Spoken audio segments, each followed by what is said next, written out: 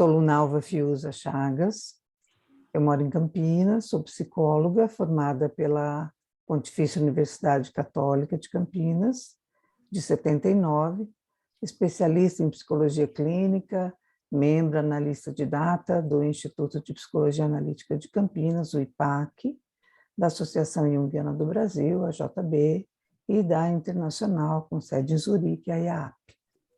Sou também coordenadora do Imaginácio, é o núcleo de estudos de psicologia arquetípica do IPAC, que é ligado ao Departamento de Psicologia Arquetípica da JB. Formação de casais e família, coordenado por Paula Bechar, e participando também agora do departamento coordenado pela Paula Bechar de família e casais da JB. Sou professora convidada das especializações em Psicologia Analítica da Unicamp, Instituto Ânima de Ribeirão Preto e o Grupo REMA, FATEC, no Paraná. Então, estamos aqui juntas pelo Instituto de Psicologia Analítica de Campinas, que é um dos 9 institutos da Associação Junguiana do Brasil. Em março de 2021, ele completou 22 anos. Então, para celebrarmos essa história, foi criado, então, esse projeto. É um projeto entrevistas que compartilha a trajetória dos seus membros. Então, nós vamos conhecer um pouco mais do que é composto no nosso IPAC, né? A matéria-prima que constitui o nosso instituto. E hoje, com muita alegria, nossa convidada é a Ana Carolina Falcone Garcia, que é psicóloga, membro analista de data do IPAC, da JB e da IAAP, mestre em psicologia clínica pela PUC São Paulo, núcleo de estudos junguianos, é especialista em farmacodependência pela Unifesp, especialista em sexualidade humana pela Unicamp.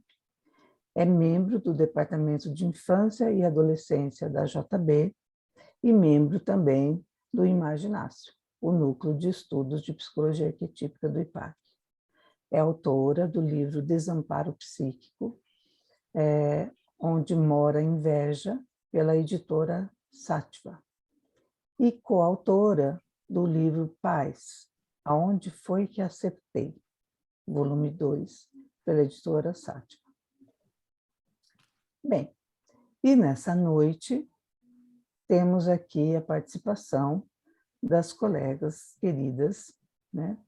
Dulce Helena Rizardo Brisa, que é psicóloga clínica, analista de data, presidente do Instituto Junguiano de São Paulo, de 2012 a 2016. Temos a alegria também de tê-la como membro fundadora do nosso Instituto em Campinas, de onde alegria também... toda minha. Que ótimo, é mesmo uma alegria. E também, né, do Instituto Junguiano do Paraná e membro da International Association for Analytical Society. Então, Psychology, a IAAP. Temos muito o que dizer da Dulce, estamos aqui resumindo, né? Autora de A Mutilação da Alma Brasileira, um estudo arquetípico, pela Vetor Editora, coautora de Puericênicas, de Dinâmicas Relacionais, pela editora Vozes, e Compartilhando Olhares, Liber Editora. É autora de artigos para revistas especializadas como Cadernos Junguianos, a revista Self, professora convidada para dar aulas em curso de especialização e pós-graduação na Pontifícia Universidade Católica de São Paulo, Unip e Unicamp. Professora convidada sempre, né, pelos institutos da JB para seminários e supervisões. A Dulce foi diretora de ensino no nosso instituto, no IPAC, diretora de cursos e eventos do Instituto Junguiano do Paraná. E, atualmente, é presidente do Conselho Editorial da revista Self, do Instituto Junguiano de São Paulo. coordenadora do Núcleo Alma Brasileira do IJUSP e presidente da Comissão de Ética da AJB. Então, temos a Dulce e também a alegria de termos a nossa querida doutora Ana Luísa Trabalho, que também, né, é do IPAC, ela é psiquiatra geral da infância e da adolescência, residência médica na Unicamp e membro analista do IPAC, AJB e IAP. Então, será aqui um encontro que nos levará à jornada toda da Ana Carolina. Lembrando que a Ana Luísa também foi colega de turma, né, da formação. Então, tem aí muitas histórias de vocês para ouvirmos. Eu preciso falar uma coisinha aqui. Fale. Eu sou fundadora aí do IPAC, né? E eu queria dizer que a turma de vocês foi uma delícia. Então, eu estou muito contente de estar participando aí, falar um pouquinho da Ana, com a Lunalva, com a Ana Luísa, né? E feliz mesmo de estar junto de vocês. Muito obrigada. Mas é um Obrigada, presente pessoal. mesmo. A sua presença, né, Dulce, é realmente uma madrinha nossa.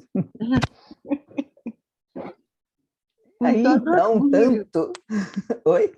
Com todo orgulho. Obrigada. Então, temos aí uma vida toda, né, Ana Carolina? Mas eu acho que seria muito interessante o início de tudo, a família de origem, né, seu nascimento, seus registros, tudo que foi te compondo, né, nesse começo de vida. Você veio ao mundo em qual formato? Em qual lugar? Qual era o ninho, né? Como era constituído? Conte um pouco. Vamos lá. Obrigada pelo convite. Uma delícia estar aqui, compondo esta matéria-prima do IPAC. Bem, eu venho de uma história familiar de nascimentos diferentes, né? Então, minha mãe nasceu prematura, depois de um estouro de bolsa, e meu pai nasceu de fórceps. Eu conto isso, que parece tão lá atrás, para registrar o meu nascimento, que é um nascimento prematuro, de em torno de 6 meses e meio, por um erro de cálculos daquela época que não tinha ultrassom, não tinha como fazer a percepção clara. E esse registro ele foi importante porque ele me compôs também, ao longo da minha história, desta bagagem de estar pronta, de assimilar tudo que for possível, o mais rápido possível, porque é como se isso tivesse que já estar pronto um pouco antes, né?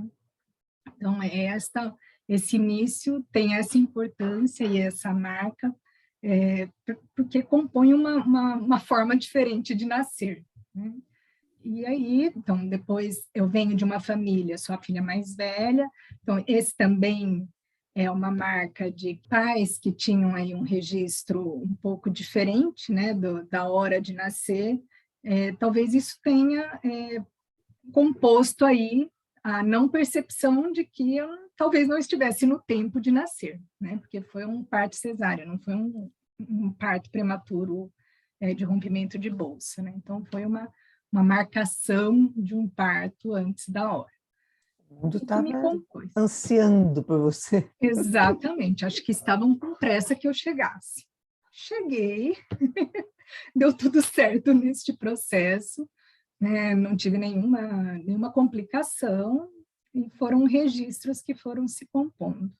E venho também, né, de uma família em que meu pai era promotor de justiça, então ele tinha a carreira que de tempos em tempos ele mudava de cidade, né, e mudávamos todos.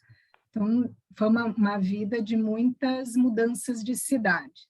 Então, eu nasci em Dracena, não morava em Dracena, mas nasci lá porque era uma cidade maior, né, uma cidade bem pequenininha, mas era uma cidade maior, e depois passei por algumas outras, morei em Marília, antes de vir para Campinas com 8 anos. Então, essas mudanças também compõem as experiências que eu fui passando, né? De se adaptar numa cidade nova, novos amigos, a hora que fazia um grupinho de amigos, eu mudava de novo.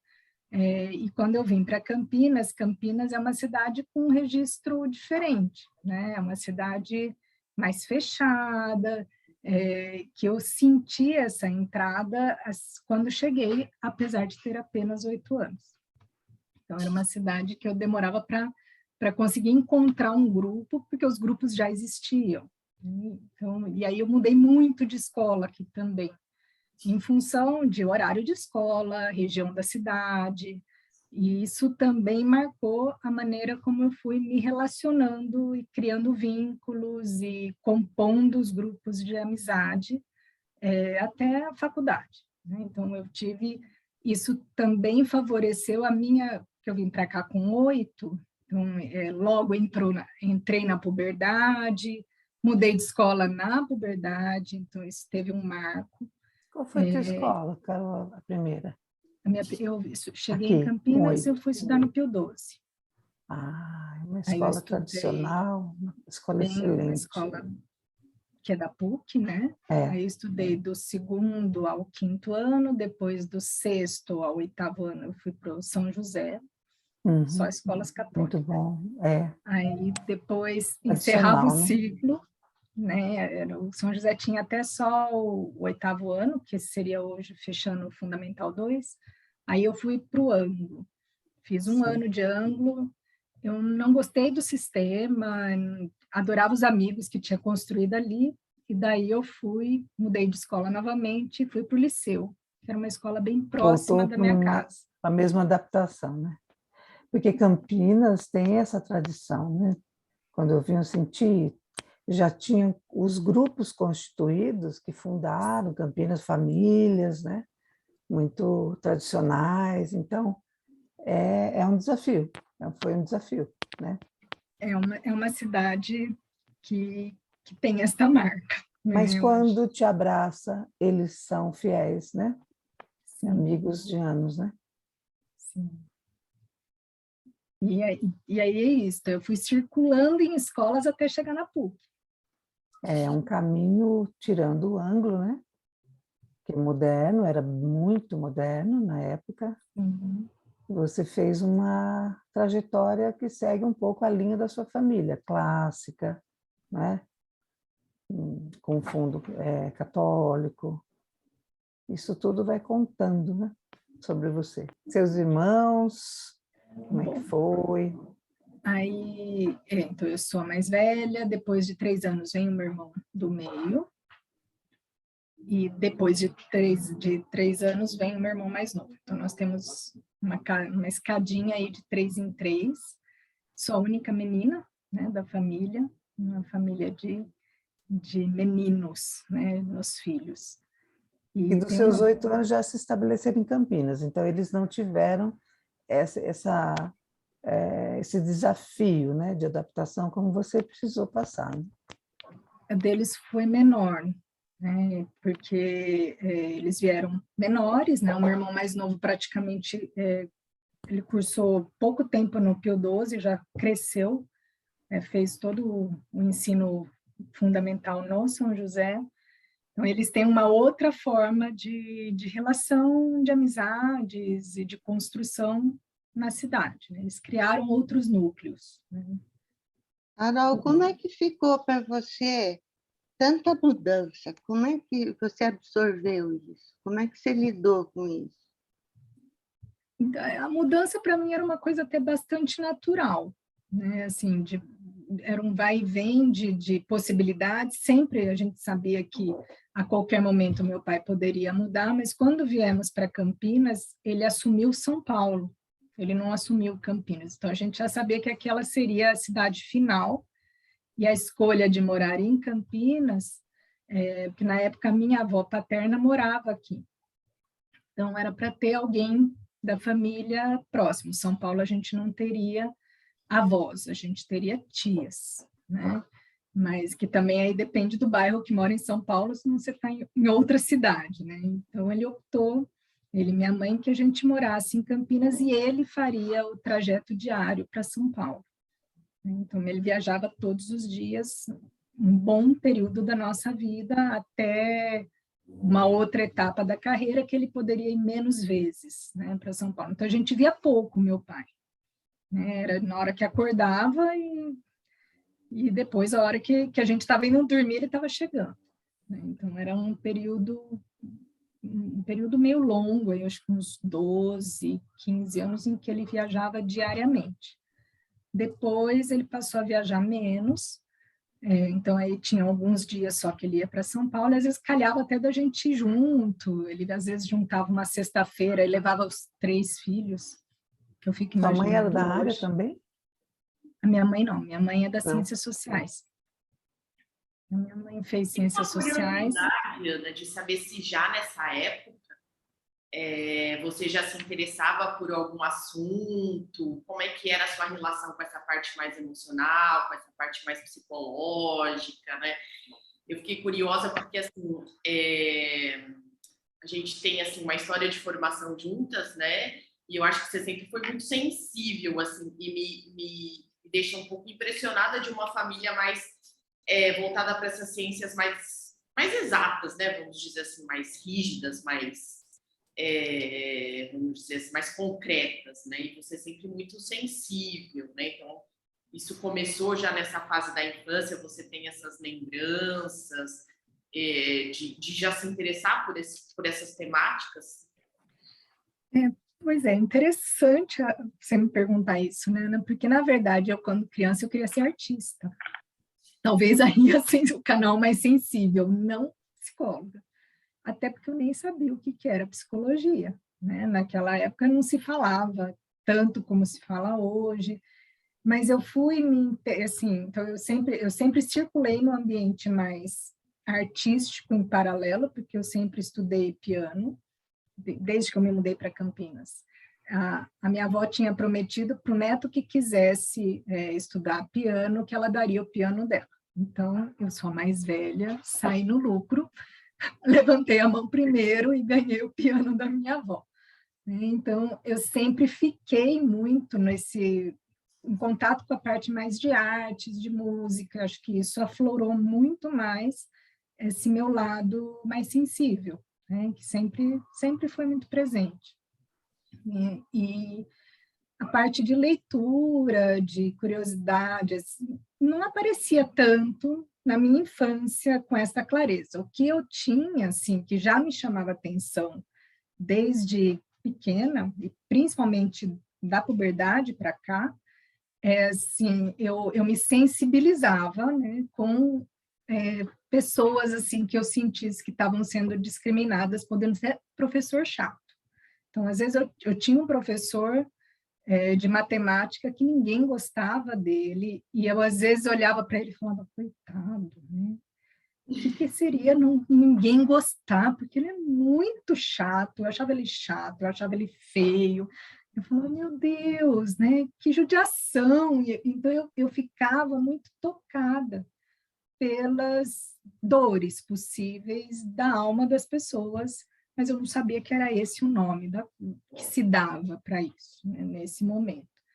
Mas eu ia observando, né, na mudança do Pio XII para o São José, que foi, acho que pela própria idade, né, eu estava com 12 anos, que foi assim muito difícil, né? Porque aí eu saio de um grupo que eu cresci, e é um grupo que permanece até hoje, que é o grupo de amigos do Pio XII, que eu tenho de encontrar, de lembrança. Eu estudei com eles só até a 5ª série, né? Mas é um grupo que se mantém.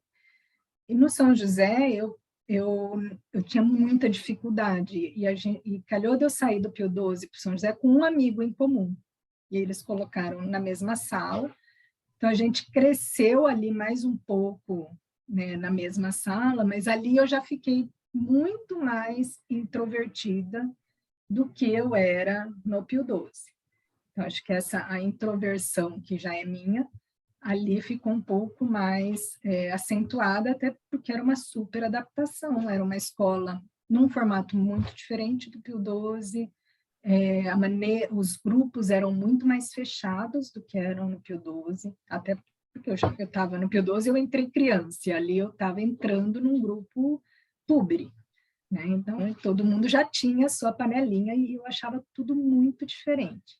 Então, eu ia me aproximando e construindo alguns laços. Ali, eu senti uma atenção muito maior a isso que hoje eu chamaria da área mais psi, mas eu não conseguia nomear e nem saber que era isso, né? Então, e você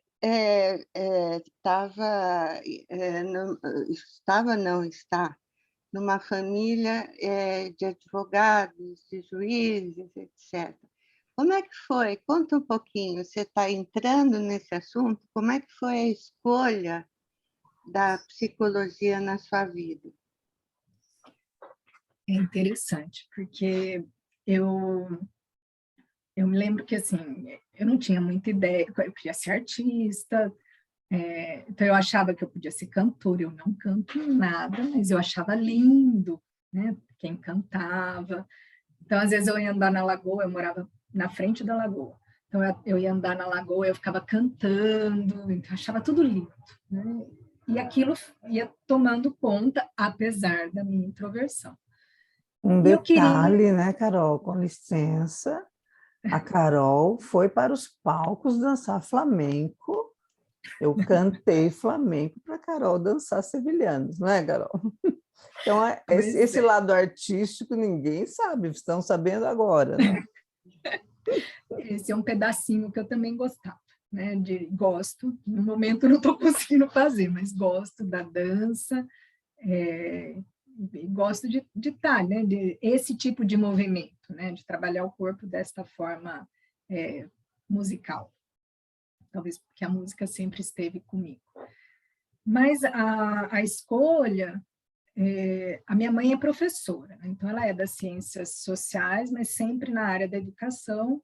E quando a gente mudou para Campinas, ela não conseguiu o trabalho na área dela, então ela na área de sociologia. Então ela entrou como professora concursada para educação fundamental, para alfabetização, num projeto que não existia, que era o projeto de introduzir o construtivismo aqui no município de Campinas. Então, ela foi uma das que trabalhou ali nessa introdução, hoje o construtivismo super aceito, né, pela sociedade, na época não. Então, eu me lembro da minha mãe com aqueles papeizinhos, fazendo os trabalhos com as crianças e montando tudo aquilo, e minha mãe gosta de adolescentes. Ela sempre gostou do público adolescente. Então, aquilo era um super desafio. E ganhando muito mal, que era o salário de professor. Trabalhando muito, ganhando pouco, né? Meu pai trabalhando muito, a gente vendo pouco. Eu falava, meu Deus, para onde eu vou? Né? Porque o que faz sentido? Eu não gosto das matemáticas, né? Porque na altura da escolha eu já sabia que da área de exatas eu ia passar bem longe, né? Bem anos-luz de distância. Da área de humanas eu gostava muito, de biológicas algumas coisas, então eu ficava na área de humanas, até aí estou dentro da área da família, né? Estamos todos falando a mesma língua. A interferência do meu pai é muito forte, né? Como modelo, como um profissional que se destacou, né? A minha mãe foi se destacar depois que a gente cresceu, que foi quando ela foi dar aula na universidade, publicou vários livros, mas a gente ela já tinha encerrado a função de educação inicial dos filhos, aí ela pôde se dedicar à carreira dela. E meu pai sempre teve a carreira dele, que foi o que nos guiou. Então, eu tinha esse modelo dele muito forte, né, que é um modelo né, de um profissional que trabalhava, muito reconhecido. Algumas coisas eram muito complicadas. Meu pai trabalhava numa área do Ministério Público que era de falência. Então, eu me lembro quando faliu o Cominde. Assim, ninguém lembra dessas coisas, mas eu lembro porque a sala do escritório do meu pai tinha as pilhas de processos do Cominde na véspera do Natal.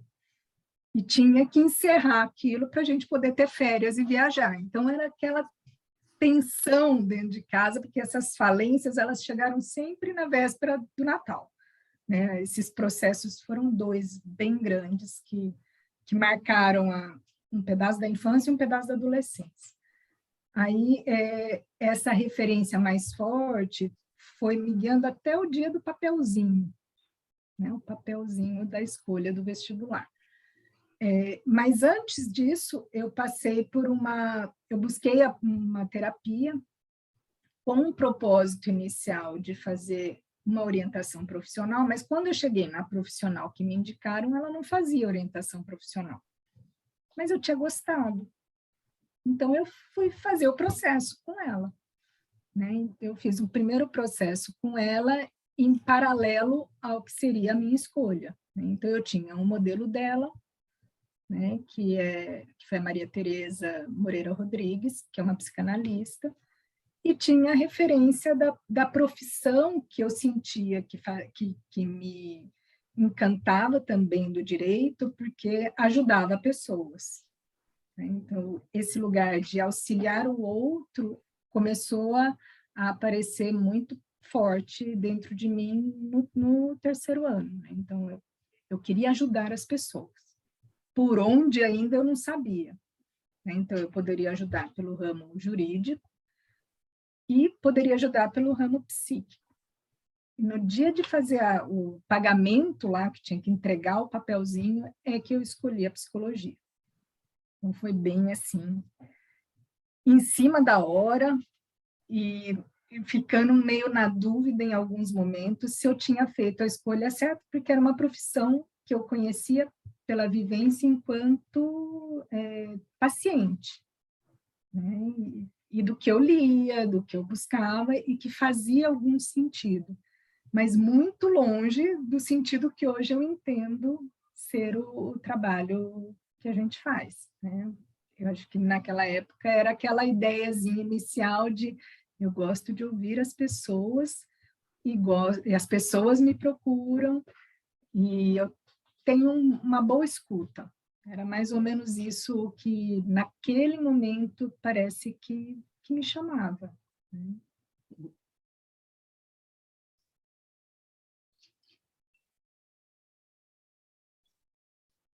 Carol, e como é que foi a graduação? Como é que foi a faculdade? Como é que foi isso tudo para você?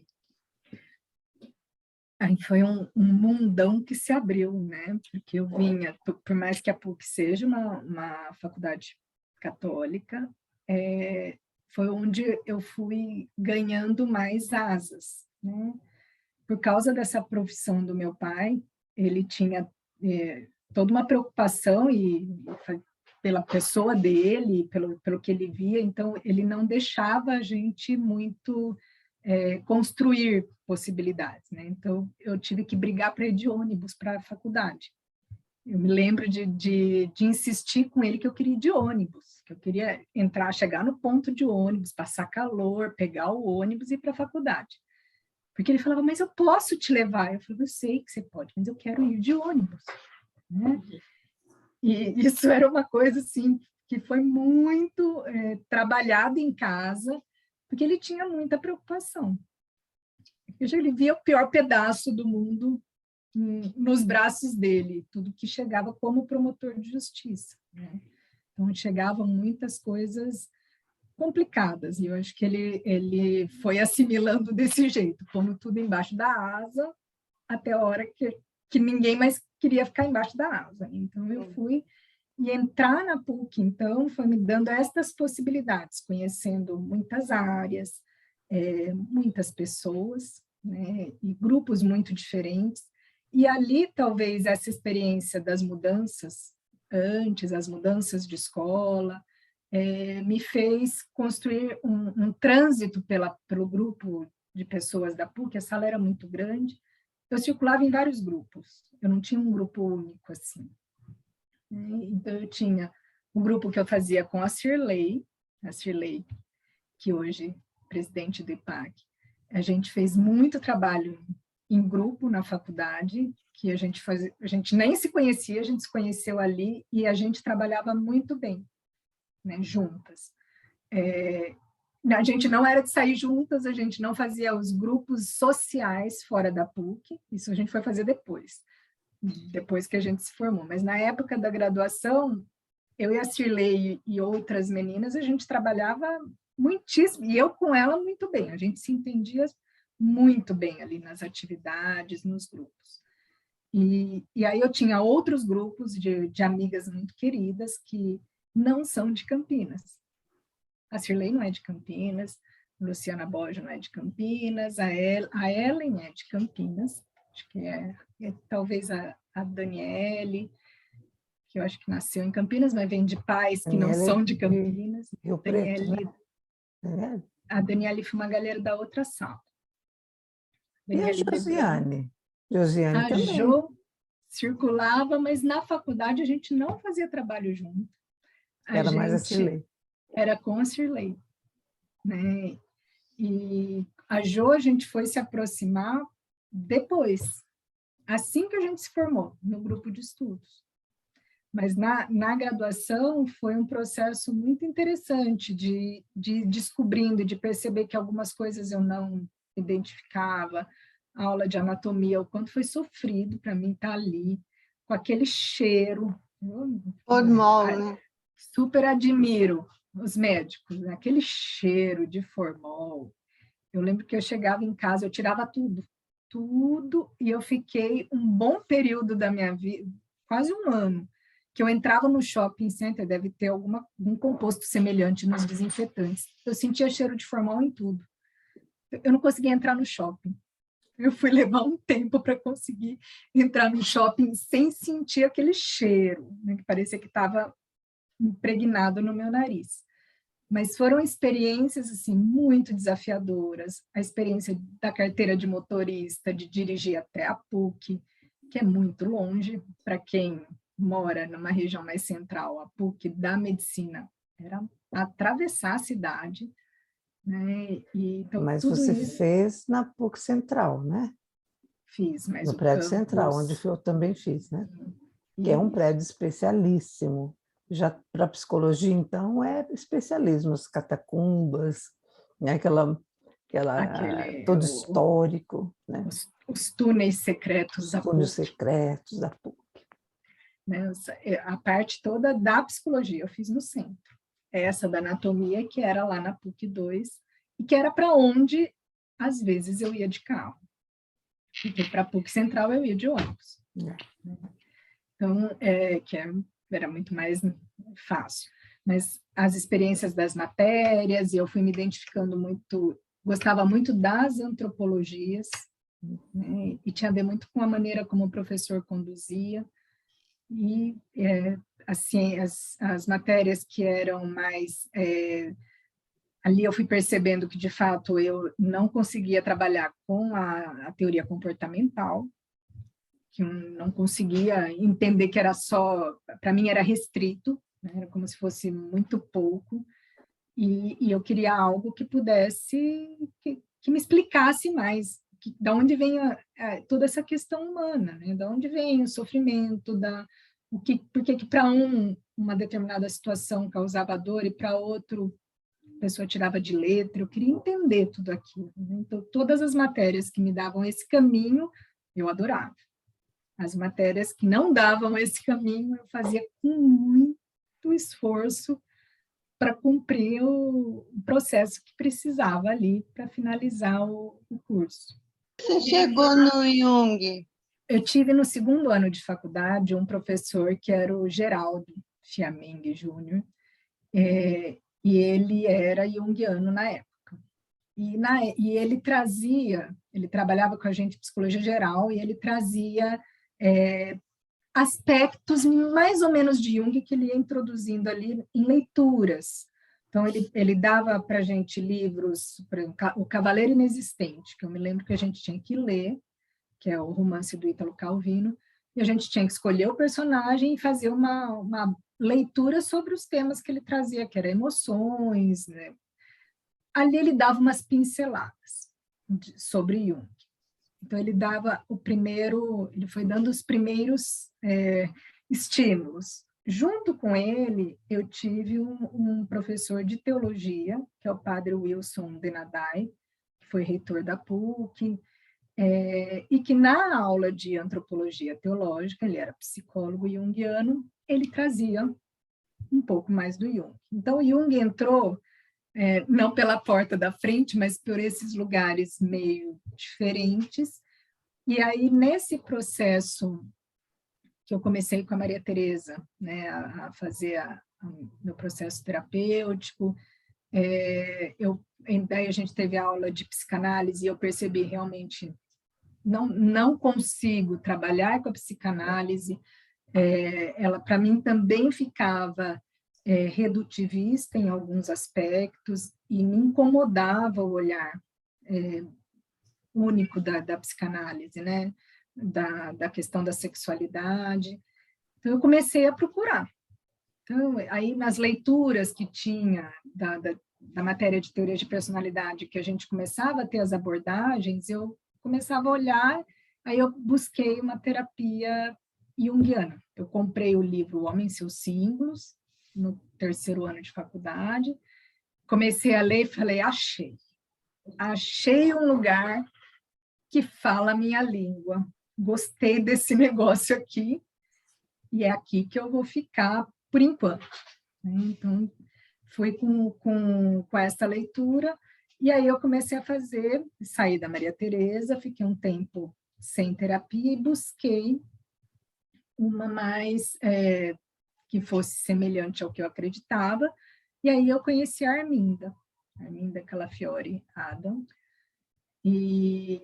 com quem eu fiquei por bastante tempo, né? E ela me acompanhou no período de faculdade, logo no começo de formada, e depois eu fui fazer com a Rita Diniz, em São Paulo, que eu imaginava na época que eu poderia fazer, que eu seguiria para fazer a formação pela SBPA, que era a que eu mais conhecia, né? Eu fazia cursos, e eu comecei então a frequentar mais São Paulo, né?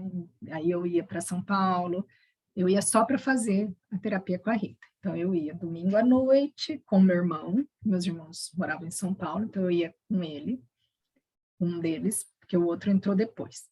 Então, eu ia com um para São Paulo, ficava lá na casa dele no domingo, fazia minha terapia na segunda e voltava. E assim eu fui fazendo por muitos anos. E aí eu fui fazendo uma parte da minha formação em São Paulo também. Então, a sua especialização começou em São Paulo? Começou, não. A minha especialização, porque isso de eu começar a minha análise em São Paulo, foi acho que 98, mais ou menos, acho que é isso.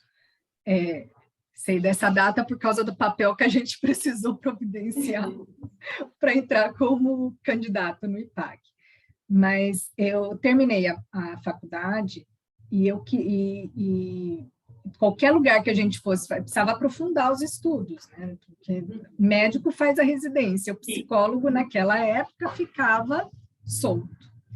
E eu me sentia muito novinha, né? Eu me formei com 23 anos, eu tinha uma cara de menina, muito menina, e ao ponto dos pacientes, de eu abrir a porta e perguntar você é a secretária? Eu falava, não, eu sou a psicóloga, né? Então, era um lugar assim que eu precisava abastecer mais a minha alma, né? Então, quando eu me formei, não tinham cursos que aceitavam recém-formados. Quase nenhum curso aceitava recém-formado. Eles pediam 2 anos de prática. E a prática implica na troca, né? E médico tem um tipo de busca. O psicólogo, naquela época, a gente não tinha, né? Precisava criar lugares. E eu comecei a procurar, então, que especializações teriam sentido para mim e que aceitariam uma pessoa recém-formada. E aí, essa de sexualidade na Unicamp era uma especialização para público misto, então ela não era feita para profissionais da saúde apenas, ela era feita para educação e saúde, e me encantou muito, né? E daí eu fui. Era uma especialização dentro da Faculdade de Educação, que lá dava toda uma revisão social da sexualidade. Então, a gente foi... muita coisa que eu não tinha estudado e que essa área de humanas que me encanta, que eu não tive, aquilo recheou, né? Então, eu fui estudar Philippe Arrier, eu fui estudar vários da antropologia, vários, Foucault, que eu não tinha tido por aquele olhar na faculdade, então, eu fui me recheando ali. Só que eu gostava deste pedaço, eu não gostava da terapia sexual. Tanto que eu fiz o módulo que tinha que ser, porque eu era da área clínica, mas eu gostava da outra parte, não queria trabalhar com terapia sexual, tanto que não trabalho, né? Essa de treinamento, exercícios, mas eu queria entender, foi ali que eu tive o primeiro contato com a linguagem trans, que eu não sabia nem o que era naquela época. Levei um tempão para eu conseguir assimilar, em 1998, a gente não tinha isso, a não ser a Roberta Close, que tinha sido a primeira, né? Então, entender aquilo, sair do lugar do julgamento, dessas referências mais, né, que tinha na família também, né? Então, isso me abasteceu muito. Então, foi uma pós que me abriu os olhos e me abriu as possibilidades, né, de tudo. Isso até mais ou menos, acho que 99, né, que foi quando eu encerrei a pós. E o mestrado surgiu como surgiu já durante o processo de especialização? Como foi?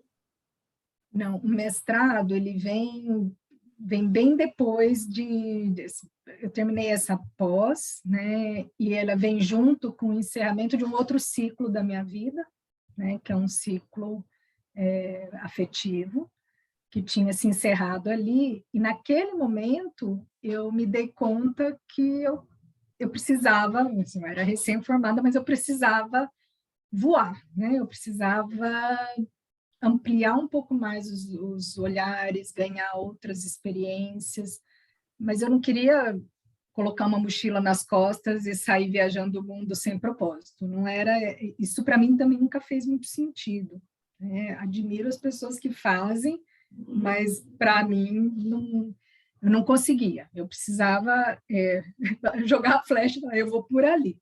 Então eu precisava ter algo para eu me apoiar e daí eu, ali criar as minhas experiências e conhecimento.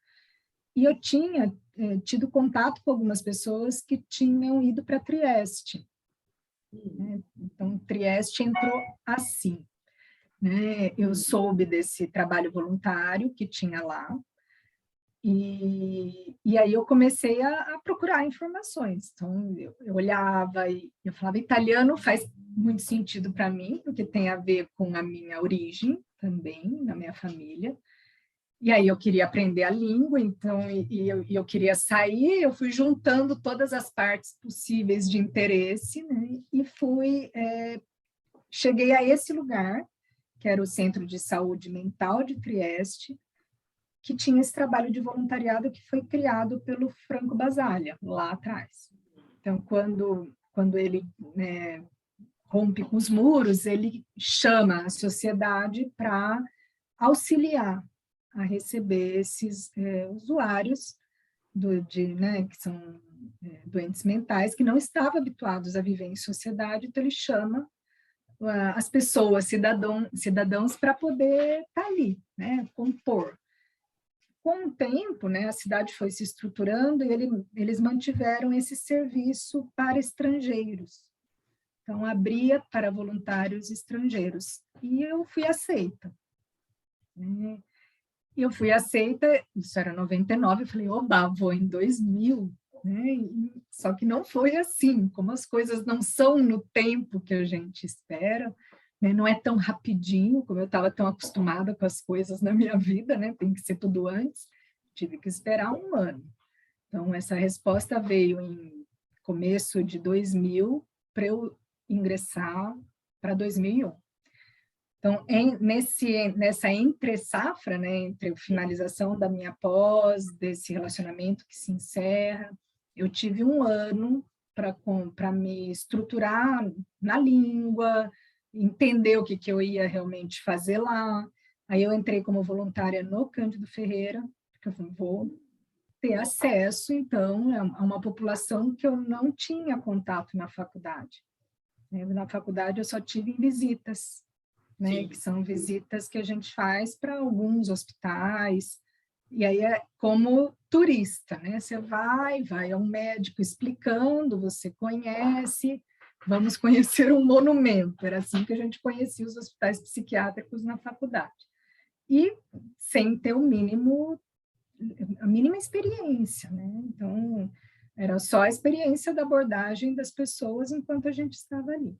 Então, eu ingressei como voluntária no Cândido Ferreira, e ali eu fui, eles me colocaram no Hospital Dia para trabalhar junto com umas meninas que eram de TO. E foi uma experiência riquíssima aqui no Brasil, né? Então, eu percebi, elas eram mais novas que eu, e elas tinham um traquejo com o doente mental que era encantador, né? Até acho que pela própria prática da TO. Eu acho que isso é fantástico mesmo, porque o meu berço também foi no Cândido Ferreira, né? Foi toda a minha experiência inicial com o paciente psicótico foi no Cândido Ferreira também. E eu acho que foi incrível e foi, assim, uma experiência inigualável, assim, na minha vida, sabe? Acho que eu nunca vou conseguir, assim, acho que comparar o que foi, porque foi uma experiência inicial num serviço muito contundente, né? Então, acho que juntou a inexperiência com uma coisa muito forte. Então, acho que não vai se repetir isso, né? Sim, é exatamente essa minha... e me abriu, né? Me abriu para a relação com o doente mental de um jeito humano, né? Que é diferente do que a gente tinha experimentado enquanto turismo ali na faculdade, né? Que não tinha tido eu não tinha tido a vivência, eu não fiz estágio em instituição de saúde mental, eu só fiz na clínica, na escola e dentro de orientação profissional, que era o que eu queria, né? Trabalhar com adolescentes. Então, tudo que deu para eu fazer dentro do que era clínica, eu fiz. Mas a saúde mental, eu não fiz. E aí eu tive essa bagagem no Cândido e fui para Trieste. Então, em Trieste, a minha experiência foi muito diferente. Primeiro, porque tinha uma língua, né, que eu cheguei numa cidade esperando falar em italiano, as pessoas falavam em dialeto. Então, eu pegava a reunião do corpo clínico, era em dialeto triestino, então eu pegava umas palavrinhas, juntava com algumas coisas italianas, algumas que elas tinham semelhança com o português, e entendia algumas coisinhas da reunião clínica ali, né? Ia juntando com as cenas, com os nomes, com os acontecimentos. Então, era uma experiência muito diferente, né? Essa enquanto parte, né, de um corpo de saúde mental. E ali eu resolvi desenvolver o que eu tinha experimentado aqui. Então, aqui, com as meninas da TO, a gente tinha construído um grupo de contar histórias e tinha feito um livrinho. E eu fui fazer a mesma coisa lá. Então, eu montei um grupo, propus para eles que a gente teria um grupo livre, que as pessoas que estivessem ali naquele centro de saúde, que era como um hospital dia, né? Elas passavam um dia e voltavam, que elas pudessem participar. Só que o detalhe é que eu não falava italiano tão bem assim, né? Então, eu escrevia as histórias do jeito que eu entendia. Eu não sabia se eu estava escrevendo certo, se eu estava escrevendo errado. E aí, no processo, né, desse trabalho, uma das usuárias do serviço, que era uma mulher que estava muito debilitada, muito deprimida, ela se aproximou mais. Então, aí o trabalho, eu fiquei quase como uma acompanhante terapêutica dela, e ela me ajudando com o italiano. Então, eu a ajudava. Sua, né? Ela era minha tradutora e corretora ortográfica, né? Que tinha coisa que eu escrevia, ela falava, mas isso não está fazendo o mínimo sentido. E eu falava, a pessoa disse isso, isso, isso. Ah, não é assim que escreve, então é assim, assim, assim. Então, falando, eu me comunicava, escrevendo, né? Niente. Então, foi assim, foi um processo e nós fizemos o livrinho. Né? Então, eu fiz um livrinho, a gente marcou um dia e foi uma experiência muito rica para mim e muito rica para ela também. Né? E desse processo ali em Trieste, o que mais me marcou, porque eu fui com uma expectativa de que eu ia assistir às aulas da faculdade em italiano, que eu ia super aprender a partir do conteúdo teórico. E eu percebi que eu não conseguiria acompanhar aquilo em 6 meses, porque era um estágio de 6 meses, né, um voluntariado de 6 meses. A minha língua, né, eu não estava pronta para assimilar a complexidade daquilo. Né? Me falava de Foucault, e falar de Foucault em italiano. Eu não sabia se eu anotava em italiano, se eu anotava em português. Então, eu deixei de lado que aquilo não seria o meu ponto principal. Então, eu assistia, mas eu não comecei a não me cobrar, que eu não tinha condições de assimilar aquilo. Então, eu fui viver a experiência de tudo que tinha lá. Então, precisa de um voluntário para um dependente químico internado não sei onde. Eu levantava a mão. E lá ia eu. Né? E sim, eu fui vivendo experiências ali que foi desmistificando a loucura. Porque, para mim, a loucura aqui no Brasil, do jeito que a gente experimenta, até no Cândido Ferreira, está ligada à miséria social. Então, a loucura no Brasil fica muito ligada à miséria, ela fica muito mais assustadora, porque tem um sorriso banguela, tem uma roupa que cheira mal, tem uma falta de estrutura, né, de vida, que lá não tinha. Então, lá as pessoas falavam 4 línguas num centro de saúde público.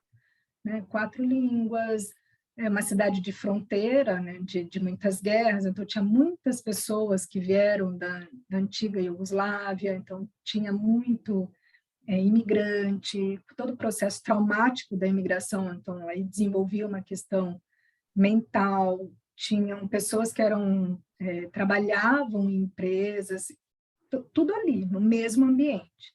Tinha o mais pobre, tinha o mais rico, tinha um que era super bem de vida e estava no mesmo ambiente. E ali eu fui vendo que a loucura é uma coisa, né? E a loucura que a gente vive no Brasil, ela está muito mais experimentada e contaminada com a questão social. Então, isso me enriqueceu para eu poder escutar naquela jovem, né, ainda, porque eu tinha 26, 27 anos, escutar as pessoas com um outro ouvido, né, com uma outra escuta, a partir dessa experiência. Então, seja como um brasileiro se sente no exterior, que também foi muito importante para mim, as proteções necessárias que a gente vai construindo, porque eu achava que era tudo lindo, porque eu estava na Itália, que era o país de uma parte da minha família, e tinha hora que eu falava assim, bom, italiano é muito bacana, desse jeito que a Lunalva falou de Campinas. É muito educado, quando é para ser educado. É muito gentil, quando é para ser gentil. Porque quando é para ser grosso, é grosso daqueles de dar chute na canela. Mas quando é para ser gentil, né, eu tive experiências que foram assim, importantíssimas, da pessoa quase me conduzir pela mão até onde eu precisava ir logo que eu cheguei. Né, de que eu não achava um selo, porque eu precisava de um selo de permanência na cidade. Então, uma senhorinha saiu correndo na rua para me levar até a banca, para que na banca as pessoas entendessem o que de fato eu precisava, porque em outros lugares ela já tinha observado que tinham me enrolado. Então, essa experiência de ser enrolado no exterior e que vai dando, né, a gente precisa construir outras proteções, né, foi muito importante para mim. Então, ali Trieste compôs essa parte. Quando eu voltei, aí eu voltei para o consultório que eu trabalho até hoje, na mesma sala, E voltei e falei, agora eu vou trabalhar com a psicologia clínica. Então, tudo daí veio a partir dali. Quando eu volto para terminar meu caminho de formação. Antes, né, de Trieste, teve a Lunalva. A Lunalva entra antes. Nesse período que eu estou na especialização de sexualidade, eu ingressei, que tinha acabado de me formar, ingressei num grupo de estudos da Lunalva. E ali foi que eu fiz o grupo. Era eu, a Cirlei, a Jo, e mais algumas outras meninas da PUC. E ali foi que a minha relação com a Jo e com a Cirlei se aprofundou, e com a Lunalva, que começa ali, que foi então quem, de fato, apresentou Jung do jeitinho que eu conheci com muito prazer. Então, a Lunalva está na minha vida praticamente desde sempre, desde que eu me formei. É uma alegria. Com a dependência química, Ana, veio quando? Veio depois que eu cheguei de Trieste. Porque aí, com essa questão de eu focar, né, que eu queria, então, vou realmente trabalhar com o consultório. Eu cheguei a tentar entrar no Cândido Ferreira, eu gostaria de ter seguido alguma coisa na saúde mental, mas não consegui. E acho que hoje eu até entendo por que eu não consegui, que eu acho que o meu caminho, de fato, é na clínica. Mas eu voltei, eu fiz mais um período de voluntariado no Cândido, daí já num outro setor, trabalhava já nas oficinas, e aí eu percebi que daquele jeito não era o jeito que eu gostaria de trabalhar a saúde mental. Então, aí eu fui me dedicar para a clínica. Então, aí eu voltei, começando do zero, eu fui ingressar num convênio de uma empresa que me exigia, para eu participar daquele convênio, que eu atendesse dependente químico. E eu não entendia nada de dependência química, a não ser a experiência que eu tinha tido em Trieste com alguns usuários, né, de lá, e que me faltava repertório maior. Então, eu resolvi, só que aí eu falei, vou buscar uma pós que tenha a minha linguagem. Então, e eu fui atrás do PROAD, do Dartil, que daí traria a visão da dependência química com a leitura junguiana, e que foi outra experiência riquíssima, porque é uma pós estruturada no modelo médico, então a gente faz residências pequenas, né? Então, a cada mês a gente circula num ambiente diferente. Então, eu passei pelo Hospital de Diadema, eu passei pelo núcleo que atendia questões sexuais, pelo núcleo que atendia dependência de jogo, pelo que atendia adolescente infrator, que era usuário de drogas. Então, ali tinha traficante, menor infrator, usuário que tinha usado a cocaína ali antes comigo, usou e entrou para eu atender. Então, essa vivência, o PROAD me enriqueceu, porque também me abriu olhos, me ampliou as possibilidades. Enquanto eu estava ali fazendo a especialização, e que era 1 ano e meio, mais ou menos, e nesse caminho, né, de cada tantos meses, troca todos os horários, muda os dias que vai para São Paulo, porque era tudo em São Paulo. Então, a minha agenda, ela era uma agenda totalmente mutante, de ciclos em ciclos eu ia mexendo. Abriu o mestrado da PUC de São Paulo, o primeiro mestrado junguiano que a PUC estava abrindo, era a primeira turma. Só que eu tinha uma monografia para entregar, da especialização, e eu falava para a Rita, não vai dar, eu não vou me inscrever, não vou conseguir, eu tenho uma monografia para entregar. Se inscreve. O máximo que pode acontecer é você não entrar. E eu assim, ai meu Deus, mas que doideira, acelerar, né? Acelerar as coisas. E lá vou eu, me inscrevi no mestrado, fiz a prova e passei. Né? Eram 12 vagas e eu fui uma das 12, e tinha um monte de gente procurando. Eu falei, era meu momento, então, de fato, porque tinha muita gente ali que não entrou. E eu entrei, eu era a mais novinha da turma, porque a minha turma, eu já estava com 30, a minha turma era uma turma que muitos ali já tinham até o projeto pronto para fazer. Eu não. Eu não estava na ideia nem de fazer o mestrado naquele momento, eu estava terminando a monografia, na monografia, quem me orientava era o Vitor Palomo. E lá eu trabalhava com o tema de abuso de álcool em jovens. Então, era o que eu fazia lá no PROAD. E quando eu fui para a PUC, eu falei, não, dependência química não é a área que eu quero especializar para a minha referência. Vou buscar um outro jeito. E aí, vendo ali os orientadores, era a primeira turma, a gente não tinha que entrar com o projeto pronto. Aí eu fui montando o meu projeto a partir do que naquele momento me soava, assim, uma pulguinha interessante. Depois eu fui entender que tinha muita coisa naquele tema, que é o tema do relacionamento pai-filha, que se constrói ali, e que o Durval foi meu orientador. Então, a PUC, o mestrado entrou assim, né, meio que a Rita foi insistindo um pouquinho, e eu achava que não estava na hora, e eu já tinha feito duas outras tentativas de mestrado quando estava num outro momento, né? Então, eu prestei na Unicamp, não entrei, prestei na PUC, não entrei, acho que não é para mim esse negócio, né? Acho que não vou. Só que não eram mestrados em Jung. Então, de fato, aqueles mestrados não eram para mim, porque eu ia me aprofundar em teorias que não tinham a ver. E esse, quando abriu, assim, foi onde eu fui estudar muito mais a fundo tudo aquilo que eu tinha começado com a Lunal. Né?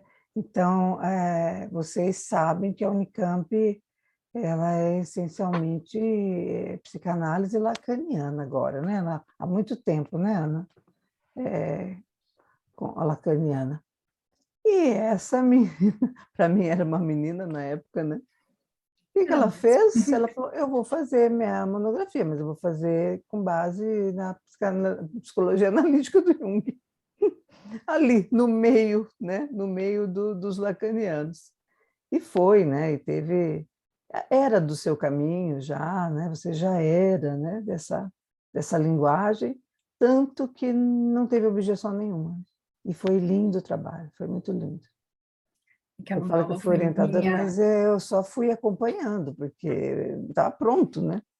Você já estava, já era, né? Já era. Eu não ia suportar fazer uma monografia psicanalítica naquele momento. Não fazia nenhum, não tinha, eu não ia conseguir escrever. Então, foi muito interessante, foi o desenvolvimento da sexualidade feminina, não é?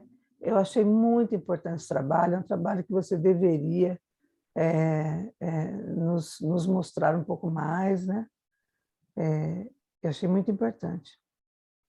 Eu acho que eles vão se amarrando, né, um ao outro, né? Um ao outro, porque ali já tinha o pai, já tinha esse tom, né, da filha do pai. Aí o Durval entra, né, com essa, não é um peso, mas essa marca, né, de pai e filha ali com você, né?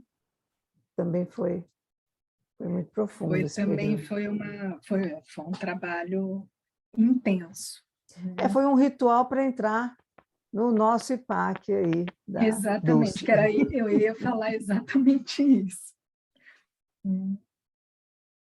Que foi quando eu finalizei o mestrado, eu fiquei com uma exaustão mental, que é comum a todo mundo que finaliza esse tipo de trabalho, mas eu fiquei com assim, eu não queria mais fazer estudos tão cedo. Então, isso eu finalizei em outubro de 2006 e fui, né? Daí eu fui elaborando esse trabalho, aí quando teve um congresso lá do Chile, eu fui apresentar esse trabalho, acho que ali foi um fechamento. Eu apresentei esse trabalho, que era o congresso acho que foi em agosto de 2009, mas a turma do IPAC tinha aberto o processo seletivo em julho de 2009. E nesse processo, eu tinha saído, quando eu terminei o mestrado, eu encerrei minha vida em São Paulo, porque eu atendi em São Paulo, eu estudava em São Paulo, fazia análise em São Paulo, mas aí eu já estava exausta, né, nesse processo todo de exaustão, e eu decidi que eu ia ficar em Campinas. Então, eu fechei o consultório de São Paulo e eu encerrei meu processo analítico com a Rita Diniz nesse período e vim para Campinas. Continuar o que eu já estava aqui, porque aqui eu não parei de trabalhar em Campinas, eu fazia a vida dupla, Campinas-São Paulo. E aí, quando eu fiquei aqui, depois eu comecei um processo, fiz um breve processo com o Paulo Baeta, aí ele adoeceu, eu interrompi e comecei um processo com a Cecília Marcondes Pereira. E ela que me falava, assim como a Rita um dia me falou, do mestrado, ela falava, se inscreve. Eu falava, não estou com cabeça agora, eu estou pensando eu vou apresentar esse trabalho, eu vou apresentar o trabalho, não vou fazer duas coisas de novo ao mesmo tempo.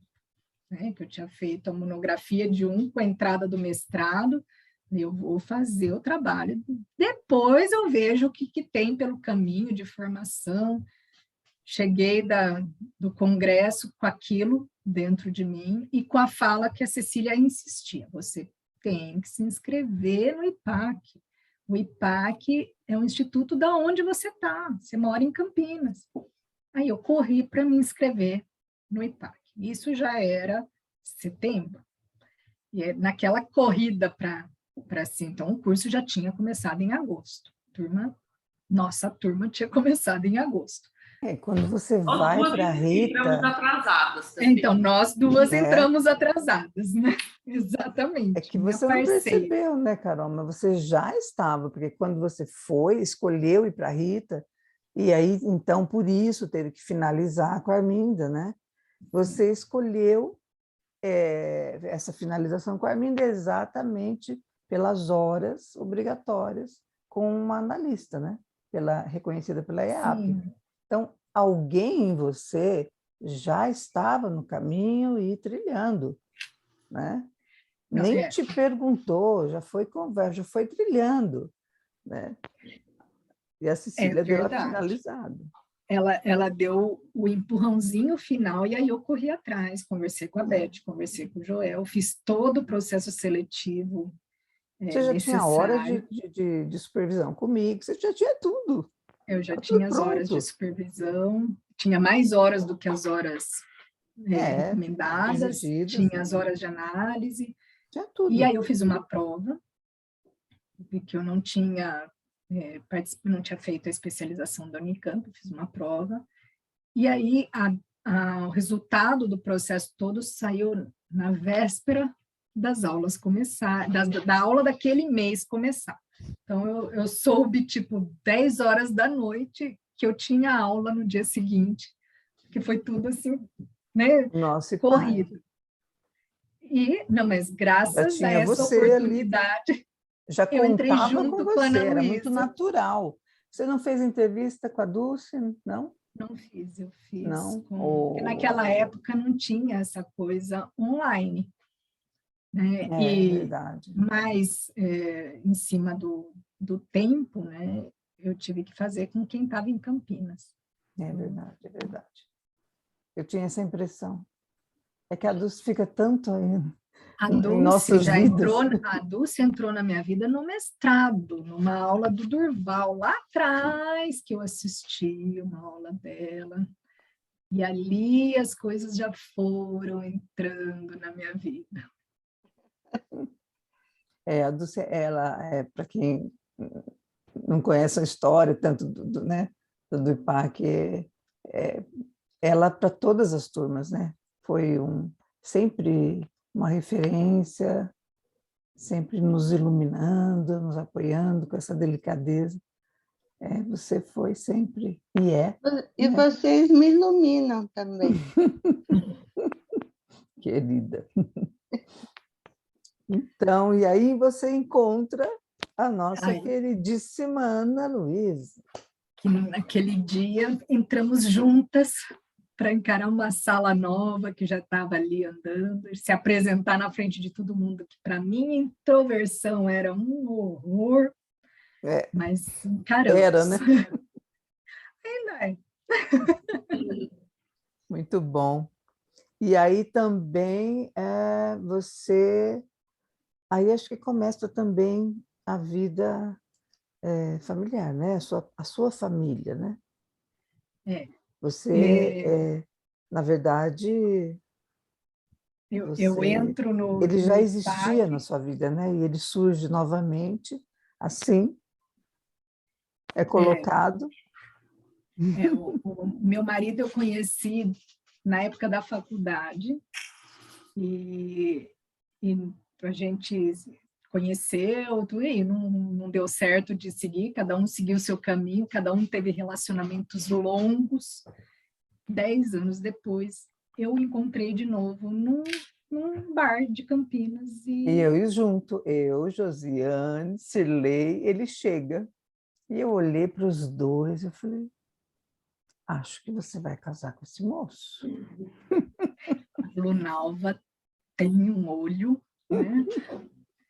E, de fato, aí a gente se reencontrou e estamos há 15 anos casados, né? Tem um tempo de namoro. Com esses filhos lindos. E meus filhos vieram na formação.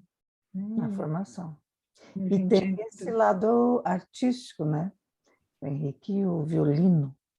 Sim. O meu filho mais velho toca violino, né?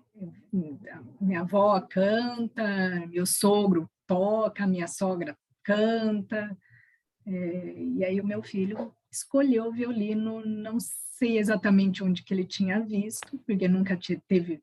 Meu pai tem um violino, né, que hoje é dele, que é do Henrique, mas meu pai não toca, meu pai só tem o violino, né? E aí o Henrique quis aprender e toca violino, e o Guilherme, que é o meu filho mais novo, que está com 7 anos, toca o ukulele e, ao que tudo demonstra, tem um ouvido absoluto, porque ele escuta o Henrique tocar e ele vai para o ukulele e toca a música, a melodia do irmão mais velho, né? Então, é um lado musical que permaneceu na geração que chega, nessa minha ninhada. E aí vem os livros, né? Dulce? Aí vem os livros. Né, Dulce? E antes da monografia, né? Da formação. Então, a monografia que a Dulce abraçou comigo, né, que sobre a inveja, que quando eu decidi fazer a monografia, eu imaginava que eu sairia do tema do feminino. Era por onde eu imaginava, porque eu tinha feito a especialização com o desenvolvimento da mulher, depois fiz o relacionamento pai-filha, trabalhando os complexos paterno, materno, complexo de Édipo. E aí, quando chegou na monografia, eu falei, quero escrever uma outra coisa, vou escolher um assunto muito diferente do que eu já escrevi até hoje. Surpreendente, né? E pra aí todos. vai, cai numa parte do feminino também, na questão da inveja, que a Dulce me ajudou a construir. Com todo prazer.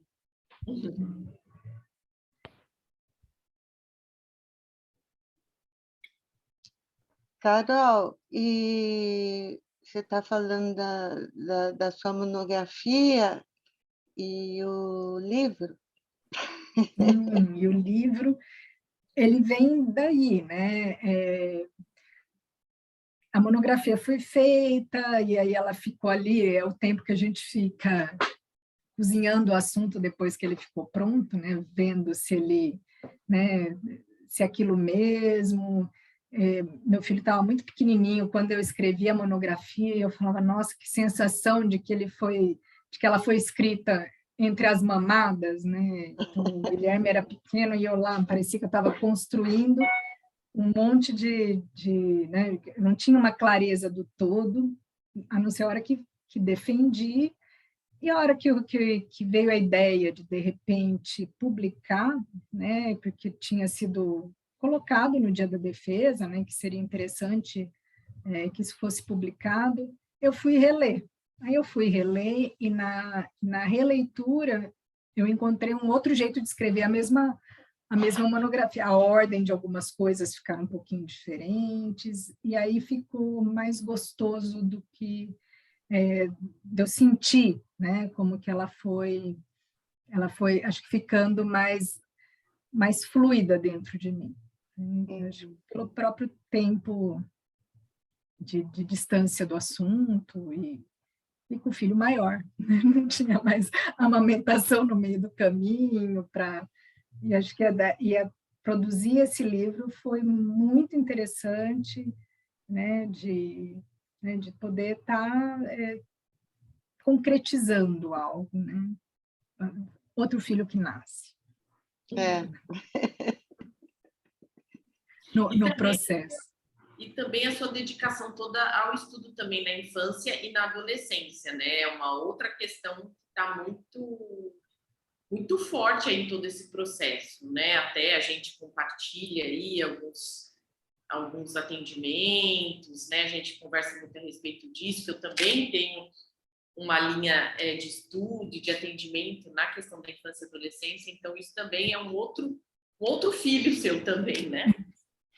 Sim, trabalhamos bastante em parceria, né? Eu e a Ana, e de fato eu acho que a questão da adolescência, né, desse foco, né, desse lugar de trabalho, tem a ver com a minha adolescência, né, nesse trânsito feito e das múltiplas mudanças, e que eu sinto que é um período da vida tão importante e tão encantador, e que eu acho, me chama muito, né, para estar sempre cuidando mais, né, desse lugar, e é um público que não é todo mundo que gosta de acompanhar, e é difícil encontrar psiquiatras que acompanham adolescentes, psicólogos que acompanham adolescentes, e não é uma área que eu fui porque tem menos, mas eu fui porque ela me chama desde a minha adolescência, né? Eu acho importante. Acho que é um lugar que, se ele está bem almofadado, a vida flui com muito mais leveza, né? Quando esse chão da adolescência é muito áspero, vai muito machucado ao longo da vida. Eu acho que, ao mesmo tempo que é encantador, é um desafio, né? O que eu sinto é que assim, a todo momento eu estou assim, recebendo muita energia, porque tem muita coisa muito linda, mas ao mesmo tempo tem muita coisa muito pesada, né? Então você sempre está tentando assim, se reabastecer com as coisas que são muito lindas para conseguir energia para as coisas muito pesadas. Então o dia a dia é mais ou menos assim. O dia a dia é bem adolescente nesse sentido, né? Vai de um lado ao outro, né? E nos toca nesses polos, né? Eu acho que é bem isso mesmo. A gente se abastece dessa energia encantadora para os momentos sombrios e pesados, áridos, né? Que às vezes também estão ali. Às vezes na mesma pessoa, né? Às vezes na mesma pessoa. E o desafio que é lidar com a família, né? A família do adolescente, né? Exatamente. Então, a tua contribuição no departamento, né, da JB, de adolescente e infância, é importante. E essa parceria que você tem com a Ana é especial, né? Você deve contribuir muito no departamento com a Renata, né? A gente vai fazendo trocas muito interessantes ali, né? É um departamento muito interessante. Ele é composto de muitos ipaquianos. Né? É verdade, o IPAC está em peso com a Renata, o Ítaca. É um departamento de bastante, né? Que tem muitos colegas ali. E é uma troca muito gostosa, né? Porque a gente vai trilhando temas que passam, né, pela adolescência, mas às vezes a gente não fala só, né, da adolescência, a gente vai trilhando e ampliando, e aí é esse lugar, né, é um departamento que a gente se abastece da parte dos alimentos para poder, às vezes, lidar com as situações que são um pouco mais áridas. Eu acho que da JB, acho que é esse caminho que eu faço, e no IPAC, no Imaginácio também.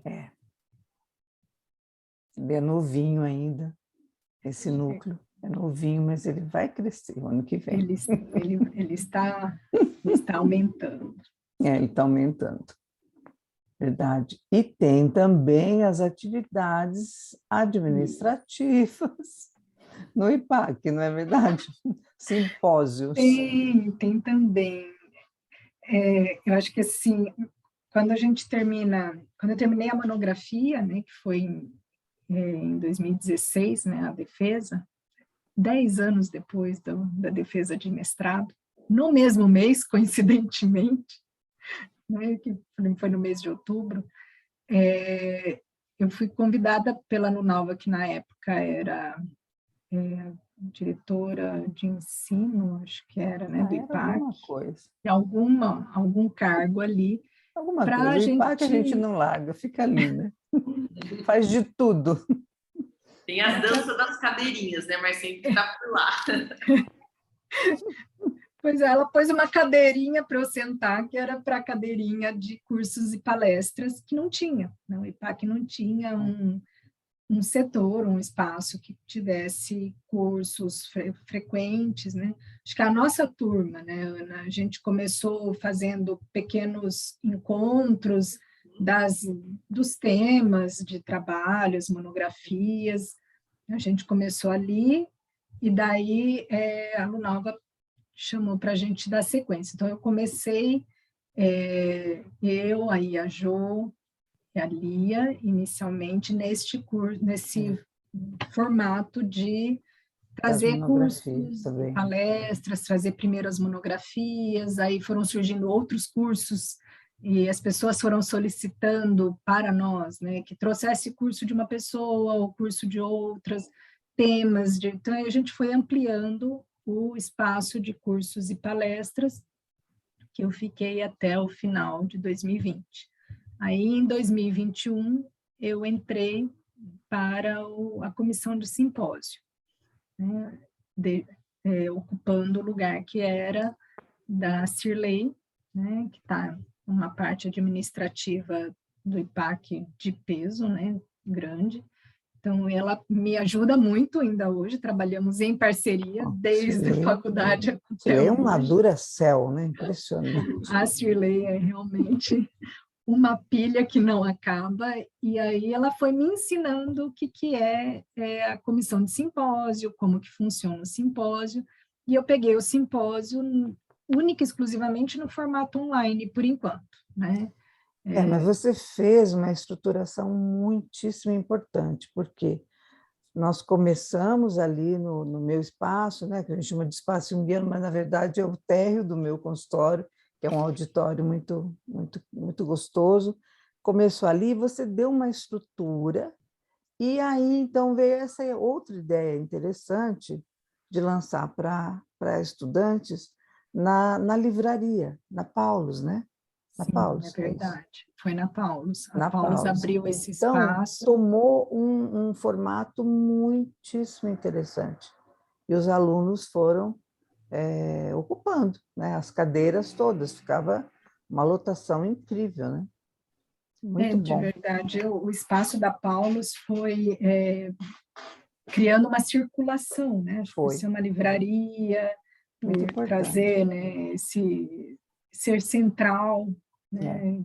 No primeiro momento, às vezes, as pessoas falavam, é muito no centro, mas por ser no centro era muito favorável. Sim, muitos estudantes. Então, os estudantes começaram, quer dizer, voltaram, né, a frequentar.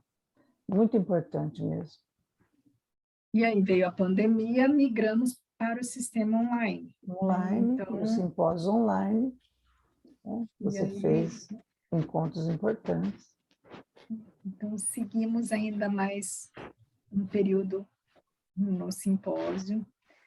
Para o próximo ano, se tudo correr bem, faremos presencial. Esse ano foi online, mas acho que 2023 dará para ser Acho que presencial. sim, acho que sim. E como é olhar a sua vida, Carol? O que vocês... chegamos aqui na atualidade. Como é que está sendo essa experiência? Para mim, olha, eu acompanho a Carol há muito tempo, né? Afetivamente, ela é muito importante na minha vida.